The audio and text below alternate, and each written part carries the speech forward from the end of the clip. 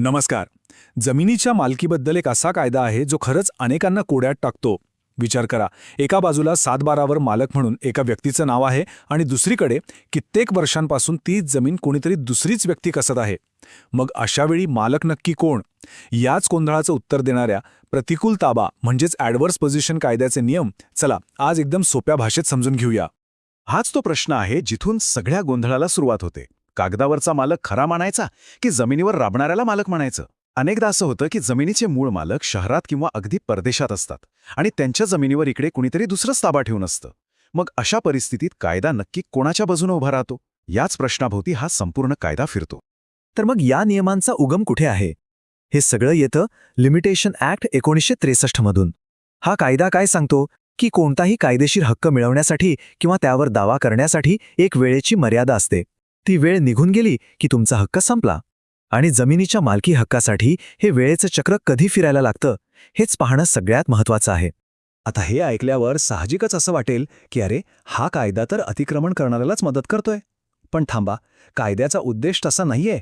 तो अतिक्रमण करणाऱ्याच्या पाठीवर थाप नाही मारत, तर त्या मालकाला एक प्रकारे जागा करतो, जो आपल्या मालमत्तेकडे, आपल्या हक्कांकडे वर्षानुवर्षे ढुंकूनही बघत नाही. कायदा जणू म्हणतोय की तुम्ही तुमच्या हक्कांवर झोपून राहू नका. तर मग ही वेळेची मर्यादा आहे तरी किती? खाजगी जमिनीच्या बाबतीत दावा करणाऱ्या व्यक्तीला सलग 12 वर्षे त्या जमिनीवर आपला ताबा आहे हे सिद्ध करावं लागतं. ही 12 वर्ष पूर्ण झाली की मूळ मालकाचा हक्क बजावण्याचा कायदेशीर अधिकार संपतो. आणि हो, जर जमीन सरकारी असेल तर ही मर्यादा अजूनच मोठी आहे.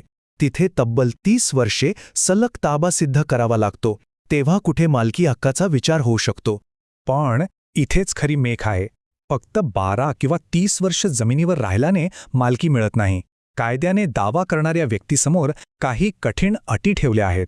या अटी म्हणजे एक प्रकारची कायदेशीर कसोटीच आहे आणि ती पार केल्याशिवाय दावा सिद्धच होऊ शकत नाही. या 3 कसोट्या कोणत्या आहेत ते पाहूया.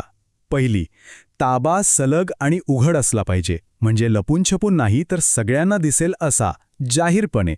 दुसरी आणि सगळ्यात महत्त्वाची अट, ताबा मालकाच्या परवानगीशिवाय हवा, म्हणजे जर मालकानेच जमीन भाड्याने किंवा सांभाळायला दिली असेल तर हा नियम तिथे लागूच होत नाही. आणि तिसरी अट म्हणजे ताबा शांततापूर्ण हवा, म्हणजे तो जोर जबरदस्तीने किंवा मारामारी करून मिळवलेला नसावा. हा मुद्दा अगदी पक्का लक्षात ठेवण्यासारखा आहे. जर मूळ मालकाने कधीही कोणत्याही स्वरूपात अगदी तोंडी बोलून जरी ताबा ठेवण्याची परवानगी दिली असेल तर प्रतिकूल ताब्याचा दावा तिथेच संपतो. कारण जिथे परवानगी आली तिथे ताबा प्रतिकूल राहतच नाही, तो सहमतीने दिलेला ठरतो. बरं, या सगळ्या अटी पूर्ण झाल्या असं तोंडी सांगून भागतं का? अजिबात नाही. न्यायालयात प्रत्येक गोष्टही ठोस पुराव्यानिशी सिद्ध करावी लागते आणि इथेच दावा करणाऱ्याची खरी परीक्षा असते. यावर आपल्या सर्वोच्च न्यायालयाने अगदी स्पष्ट भूमिका घेतली आहे.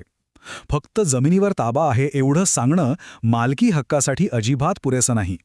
याचा सरळ अर्थ काय होतो? तर पुरावे सादर करण्याची आणि दावा सिद्ध करण्याची 100% जबाबदारी ही ताबा सांगणाऱ्या व्यक्तीची आहे. मूळ मालकाला काहीही सिद्ध करायची गरज नाही. मग न्यायालय कोणते पुरावे तपासतं? तर असा कोणताही कागदोपत्री पुरावा जो हे सिद्ध करेल की ताबा सांगणारी व्यक्ती त्या जमिनीचा वापर उघडपणे स्वतःच्या हक्काने करत होती. म्हणजे त्या व्यक्तीच्या नावे असलेलं वीज बिल, पाणीपट्टीची पावती, मालमत्ता कराच्या पावत्या किंवा 7/12 उतार्यावर असलेली पीक पाहणीची नोंद. हे पुरावे सांगतात की ताबा हा काही लपून छुपून नव्हता. आतापर्यंत आपण दावा करणाऱ्याच्या बाजूने विचार केला. आता नाण्याची दुसरी बाजू पाहूया.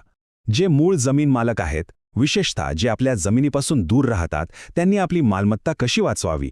कायद्याने मालकांनाही मार्ग दिलेले आहेत. सगळ्यात महत्त्वाचं म्हणजे आपल्या 7/12 उतार्यावर आणि इतर हक्क रकान्यात आय नोंद आहे हे नियमितपणे तपासणं. जर कोणाचा बेकायदेशीर ताबा दिसला तर त्याला त्वरित कायदेशीर नोटीस पाठवणं, पोलिसांत किंवा तहसीलदारांकडे तक्रार करणं.